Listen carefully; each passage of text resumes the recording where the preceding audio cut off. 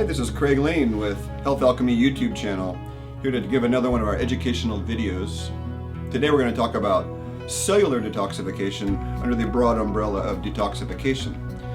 But it's part of the conversation that we're not having much in health these days.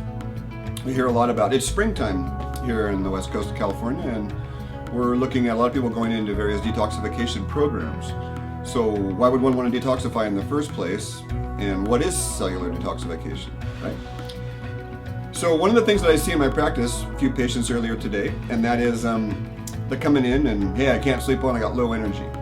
So as I look at them and do an assessment, one of the things I see is, there's a large waste stream, congestion.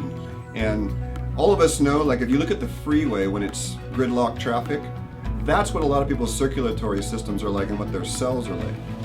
So if you've got a group of cells that are bloated and can't detoxify, then they're going to pile up, and in live blood analysis we call that a rouleau, or they kind of stick together, and that generates that gridlock traffic in your blood vessels and tissues. So really when we talk about cellular detoxification then is you can't really detoxify the body fully until each cell is able to detoxify. So imagine yourself, if you're a cell, and if you're in a room of toxic people, let's say. So you're a cell and you're at this party, and you see this room of toxic people. Are you going to open up and say, hey, happy times, open up, or close down and do this? And we all know what we're talking about because they're often called energy vampires or energy vultures. We've all seen them, we've all talked about them, admit it. In a room of energy vultures, you don't want to open up, and that's what happens to the cells in your body when you don't treat yourself well. When they're bathed in a lymph and blood that's toxic, then they're going to close up, and actually what happens is the membrane of the cell becomes distorted and calcifies.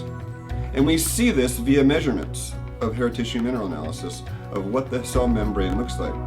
So the next piece you should know is the cell membrane is the cell's brain, not the DNA.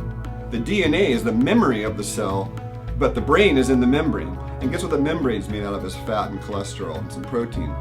So you need to make sure you got healthy fats, protein, cholesterol in your diet. So cellular detoxification actually starts with just changing the fats and the oils of your diet, changing your proteins, and getting some fresher food in your diet. Got to be fresh. Key word there for cellular detoxification is fresh foods. Lastly, another reason why one might want to do a cellular detoxification is what you're hearing a lot about these days in health is methylation defects. And if you don't methylate your poisons out of your body, then your DNA you begin to live out your ancestors' genetic inheritance that was given to you. In other words, hey dad, all the dads in my family get heart disease at age 50. That is not your destiny. That is just a program that might run if you continue the same behavioral patterns your ancestors did. But that trigger will not go off if you're methylating. I know that because I'm 50 now, and my father has all kinds of trouble before my age. He was overweight 10 years earlier. Now he's got all kinds of problems that I don't have because I took care of myself and I'm methylating my DNA. So that's, in a nutshell, that's a great way to explain cellular detoxification.